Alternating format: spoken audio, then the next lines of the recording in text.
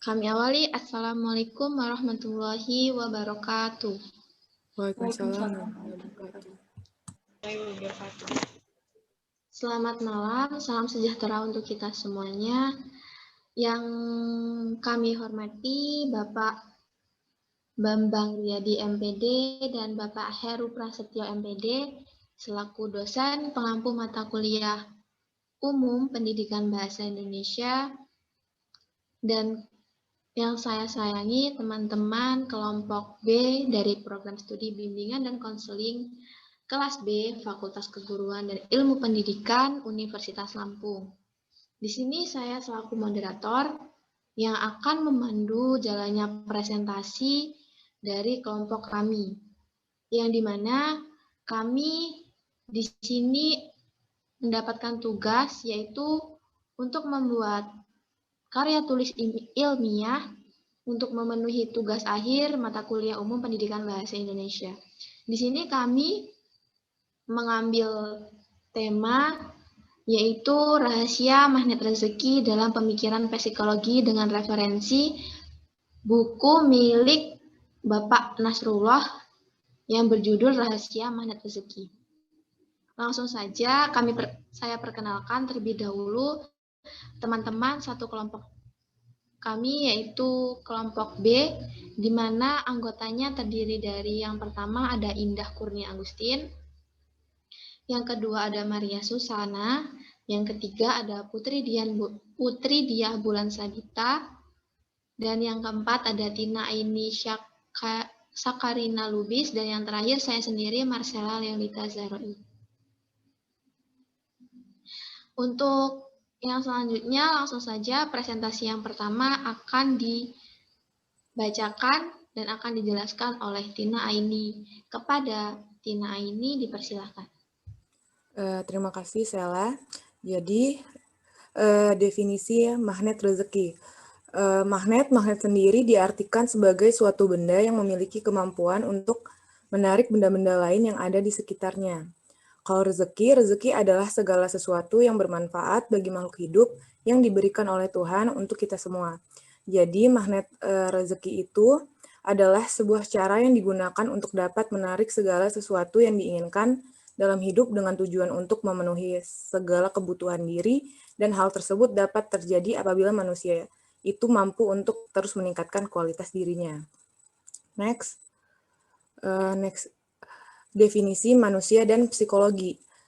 Manusia merupakan makhluk yang memiliki keinginan untuk dapat memenuhi kebutuhan hidupnya, sehingga seringkali banyak manusia selalu memutar otak untuk dapat memenuhi segala kebutuhannya.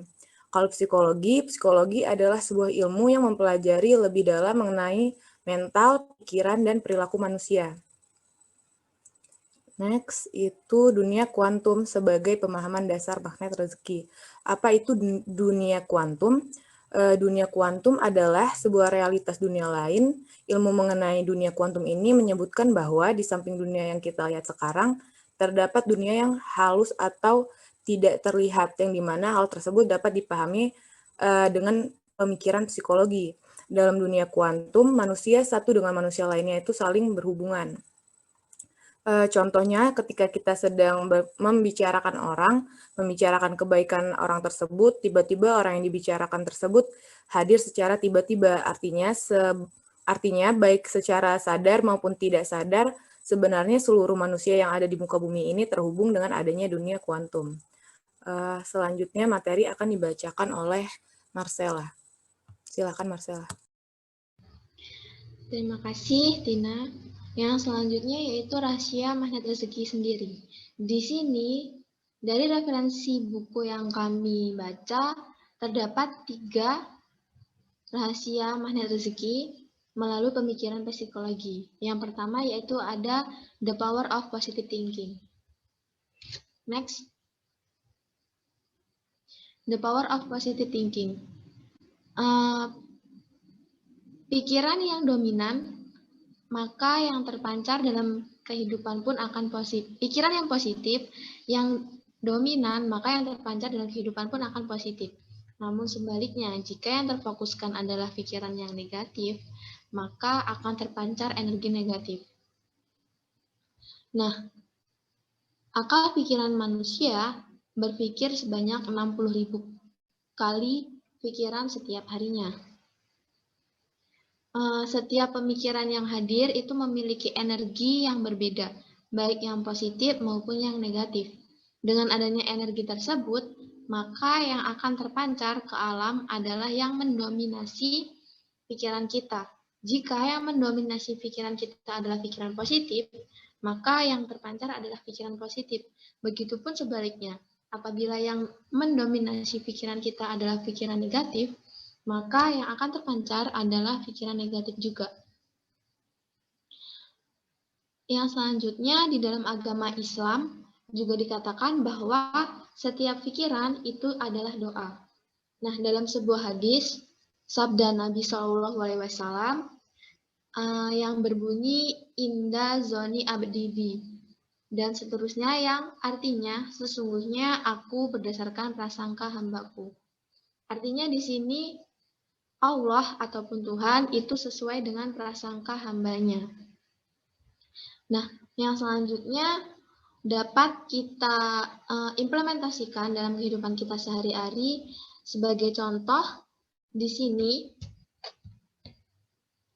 ada sedikit cerita yang dimana menceritakan bahwa ketika kita ataupun orang lain itu melihat orang lain, di sini diceritakan adalah seorang ibu, yang dimana ibu itu berpakaian cukup atraktif, yang dimana jilbabnya itu pink, bajunya kuning, celananya hijau, sepatunya marun, dan lain sebagainya. Nah, dalam pemikiran yang negatif, apabila kita mempunyai pikiran yang negatif, maka pasti yang akan terlintas dalam pikiran kita, ibu itu tuh pasti norak, kampungan, lebih parahnya lagi itu seperti pelangi berjalan dan sebagainya dan sebagainya. Itulah pikiran kita. Benar tidaknya itu tidak menjadi domain dari pikiran. Padahal sebenarnya ketika kita menilai dengan mengkonfirmasi kepada ibu tadi atau positif kita bisa tahu sebenarnya fakta yang sebenarnya adalah berbeda dengan apa yang kita pikirkan. Ternyata setelah kita berani mengkonfirmasi ibu tersebut menjawab bahwasannya dia sedang terkena musibah, yaitu kebakaran di rumahnya. Dan dia juga terburu-buru karena mau interview di suatu kantor. Jadi pakaian yang dikenakan itu adalah pakaian yang masih tersisa dari hasil kebakaran rumahnya. Dari sini dapat terlihat bahwasannya ketika kita menggunakan pikiran yang positif, kita akan lebih tahu mengenai fakta dari orang lain. Jadi ternyata ibu ini bukanlah orang yang norak, namun dia itu sedang terkena musibah. Dan dia itu tetap bertanggung jawab dengan janji yang telah dimilikinya, yaitu interview di suatu kantor.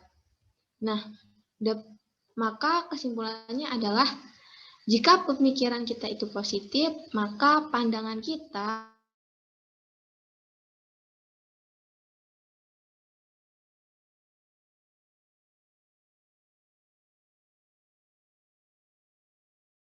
selanjutnya akan dibacakan oleh Bulan, kepadanya dipersilahkan.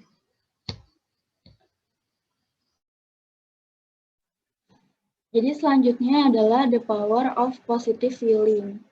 Nah, perasaan dan pikiran adalah suatu hal yang harus berjalan secara berkesinambungan. Karena jika keduanya berlawanan akan menimbulkan rasa ketidaknyamanan dalam diri manusia itu sendiri. Oleh sebab itu, berpositive thinking itu harus dibarengi dengan berpositive feeling. Jadi misalnya, kalau misalnya seseorang mendapatkan nilai yang jelek dalam ujiannya atau tidak sesuai dengan targetnya, kalau misalnya dia positive thinking-nya itu mungkin ini adalah pelajaran bagi saya harus semangat lagi di mata pelajaran berikutnya, atau ternyata saya salahnya di sini, maka nanti feeling yang dia hasilkan dia akan jadi semangat lagi dalam ujian berikutnya. Tapi kalau misalnya dalam dia memandang ujiannya itu dengan rasa malu atau rasa menyesal, tidak mengambil hikmah, maka nanti feeling yang dia dapat juga akan tidak senang, menjadi sedih. Nah, salah satu cara agar untuk memiliki perasaan positif adalah dengan selalu bersyukur. Dengan bersyukur, maka kita akan selalu menerima hal yang ditetapkan Allah. Mengambil hadiah yang sudah disiapkan, menarik energi, dan menarik rezeki dengan magnet rezeki. Dikatakan juga bahwa perasaanlah yang mengendalikan pikiran. Jika perasaan positif, maka pikiran akan merasakan hal positif juga. Jadi bisa juga kalau misalnya seseorang itu lebih mendahulukan perasaannya, maka nanti dia memandang nilai itu sebagai, oh ini ujian bagi saya dari Allah, nanti dia juga akan mendapatkan positive thinking juga. Jadi bisa positive thinking duluan yang dia dapatkan atau positive feeling duluan yang dia dapatkan. Jadi semuanya nanti akan saling terhubung. Selanjutnya adalah the power of positive motivation. Jadi, sebagian besar dari penelitian Dana Zora dan Ian Marshall, mereka menghasilkan fakta bahwa manusia banyak berada pada kondisi yang tidak puas dengan hidupnya. Lalu mereka membuat treatment khusus untuk memprediksi energi jiwa yang tidak positif tersebut, kayak menggendong hewan peliharaan, membantu nenek moyang menyeberang jalan, datang ke panti asuhan, dan sebagainya. Tapi setelah mereka melakukan treatment khusus tersebut, mereka emang menaik rasa kebahagiaannya, cuma nanti pas mereka masuk ke aktivitas rutin lagi, rasa bahagianya itu menurun, nggak termotivasi lagi. Nah, Pak Nasrullah yang akhirnya membuat skala spiritual meter. Pak Nasrullah adalah penulis buku Magnet Rezeki ini. Dia memiliki ide untuk membuat spiritual meter yang merupakan alat ukur energi jiwa seseorang. Jadi di sini skalanya itu sampai -8 dan +8. Kalau yang minus itu negative motivation, dia dikuasai oleh nafsu. Sedangkan kalau yang kanan itu sampai +8 adalah positive motivation. Nah, kalau misalnya -1 itu penonjolan diri, itu biasanya rasa ria atau rasa berbangga diri, rasa egois. Selanjutnya adalah rasa kemarahan, misalnya marah, dengki, demam, serakah, dendam. Yang serakah -3, dan selanjutnya ada penjelasannya di PowerPoint. Nah, kalau misalnya dia sudah sampai -5 atau bahkan sudah sampai -8 yang berarti depersonalisasi, pasti dia sudah melewati -1, -2, -3. Jadi -8 itu yang paling parah. Dan kalau positive motivation juga sebaliknya. Kalau dia sudah sampai misalnya pengabdian, yang berarti orangnya itu pengorbanan, tulus, sering membantu, dia pasti sudah melewati masa-masa +1, +2, +3. Jadi dia lebih semakin positif pribadinya. Nah, dalam Pak Nasrullah ini, dalam teori Pak Nasrullah, sangat mengencamkan minimal seorang pribadi telah mencapai +6 ini, karena kalau dia sudah dapat +6 ini, dia akan lebih mudah untuk mengontrol dirinya. Jadi +6 ini misalnya dia itu sudah di fase kalau dia udah lebih memikirkan orang lain daripada dirinya sendiri. Dia nggak peduli itu keluarganya atau orang asing, dia pasti bakal bantu orang yang kesulitan saat di matanya. Jadi misalnya ada kalau misalnya dia kayak ketemu orang asing yang jatuh atau segala macam, dia pasti akan membantunya tanpa berpikir siapa orang itu, tidak peduli dia kenal atau tidak. Nah, contoh aritmatika spiritual meter ini, misalnya kalau pembeli datang ke sebuah toko mengomel tentang suatu barang, dia marah, masuknya adalah -2 di negative motivation ini. Nah, lalu penjualnya ini ternyata responnya juga marah, -2 juga, dia nggak terima diomel seperti itu. Maka hasilnya akan menjadi -4. Dan itu tidak akan menyelesaikan masalah, akan tetap bertemu api dengan api. Sedangkan kalau misalnya seseorang korupsi masuk ke -3 yaitu serakah, lalu dia bertemu dengan orang yang telah memiliki pribadi -6. ya yang sering membantu dan segala macam. Nah, nanti saat dia plus 6 ini, walau dengan membantunya mungkin dengan menasehati atau segala macam dengan baik gitu, nanti hasilnya itu bakal jadi plus 3, di mana nanti orang yang korupsi tadi akan semakin jadi berpositif. Jadi motivasinya itu jadi positif, dia mungkin jadi lebih terbuka menerima resikonya dan tidak akan mengulangi kesalahannya lagi. Baik, selanjutnya akan dibawakan oleh Indah. Kepada Indah, dipersilahkan. Baik, yang selanjutnya ada rahasia magnet rezeki dengan pemikiran psikologi. Nah, rahasianya itu ada 2. Yang pertama ada keyakinan dan percaya diri. Nah, yang pertama keyakinan jika kita menginginkan sebuah keajaiban-keajaiban datang dalam hidup kita, maka hal pertama yang harus ditekankan adalah pola pikir. Kita untuk percaya bahwa hal tersebut akan terjadi dalam hidup kita, sama halnya seperti apa yang dikatakan penulis, keajaiban dalam rezekinya ataupun hal lainnya yang datang dalam hidup dia itu karena dia percaya bahwa hal tersebut memang akan terjadi pada hidupnya. Keyakinan itu harus timbul selaras dengan pola pikir kita untuk terus positif dan optimis bahwa sesuatu hal tersebut memang akan benar-benar terjadi jika terus kita usahakan. Dan keyakinan, sebab seperti kata penulis, kunci untuk bisa memiliki magnet rezeki tersebut adalah yakin bahwa rezeki tersebut hadir dalam hidup kita. Yang selanjutnya ada percaya diri. Kepercayaan diri merupakan salah satu aspek kepribadian yang berupa keyakinan akan kemampuan diri seseorang sehingga tidak terpengaruh oleh orang lain dan dapat bertindak sesuai kehendak, gembira, optimis, cukup toleran, dan bertanggung jawab. Secara penjelasan garis besar tersebut dapat kita lihat bahwa sikap percaya diri ini mampu menumbuhkan sikap baik dan positif lainnya yang secara tidak sadar mendukung untuk semakin terwujudnya sebuah keinginan tadi, yaitu dalam konteks rezeki. Next.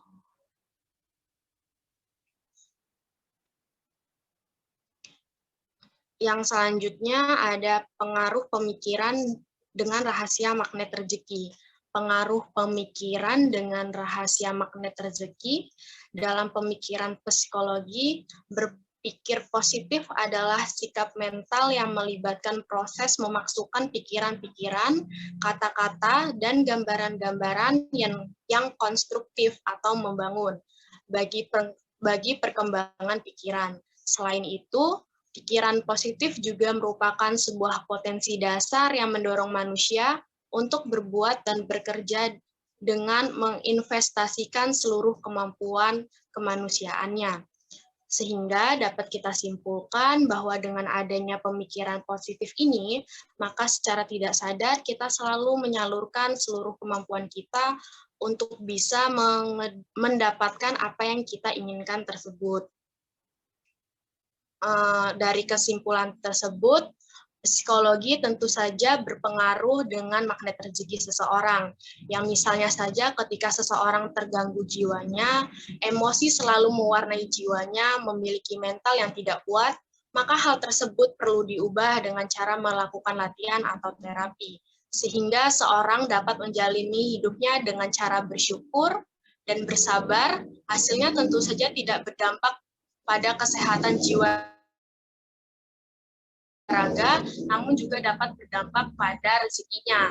Ketika pola pikir seseorang menentukan atau menyatakan kesuksesan manusia, ketika dan berpikir sebatas inilah rezekiku, maka yang akan terjadi adalah alam akan menjawab dan memberikan rezeki sebatas apa yang kita pikirkan saja.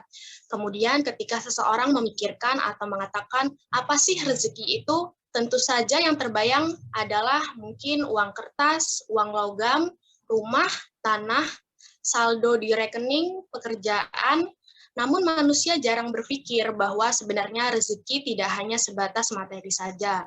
Namun rezeki itu sangatlah banyak bentuknya yang telah diberikan oleh Allah kepada setiap hambanya, seperti dalam bentuk kesehatan dan masih bisa bernafas sampai hingga saat ini pun itu termasuk rezeki.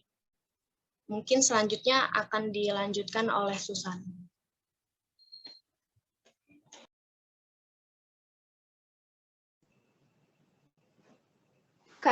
Keefektifan sebuah pemikiran psikologi dalam rahasia magnet rezeki. Individu yang menginginnya bahagia tentunya harus membentuk pola pikirnya menjadi pola positif. Artinya, proses kognitif memainkan peran sangat penting dalam mengatur kecemasan dan kebahagiaan pada seseorang.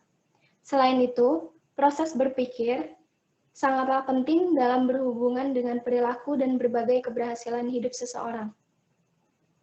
Dalam penjelasan tersebut, bisa disimpulkan bahwa pola pikir positif sangat mempengaruhi bagaimana perasaan kita, bagaimana pola hidup kita ke depannya, sebab hal ini memang seberpengaruh itu. Jadi, kita berbicara mengenai efektivitas, maka jawabannya sangat efektif. Karena dalam buku Rahasia Magnet Rezeki tersebut juga dijelaskan bahwa energi pemikiran kita itu bersaing dalam hidup kita dan kita sendiri yang memiliki hak untuk memilih mana yang lebih pemikiran positif atau negatif tersebut. Selain itu juga dijelaskan oleh penulis buku tersebut bahwa setiap pemikiran kita adalah doa. Jadi, bisa dilihat jika kita berpikir untuk gagal, maka tentu itu merupakan doa untuk diri kita juga, agar menjadi gagal, serta sebaliknya. Jika kita terus berpikir, sebuah kesuksesan akan datang pada diri kita, sebuah magnet rezeki akan menghampiri hidup kita, hingga keajaiban-keajaiban lainnya, maka sesungguhnya kita sudah berdoa akan hal tersebut dan menunggu Yang Maha Kuasa mengabulkan sambil kita terus berusaha. Sehingga kembali lagi jika berbicara mengenai efektivitas, maka jelas dapat dikatakan pemikiran psikologi berupa pola pikir positif sangat efektif dalam rahasia magnet rezeki. Selanjutnya akan saya kembali kepada moderator.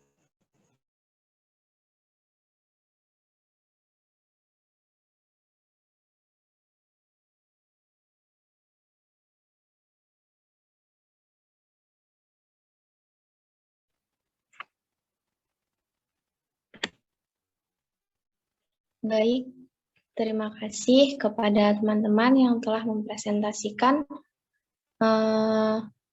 karya tulis ilmiah dari kelompok kita, kelompok kami.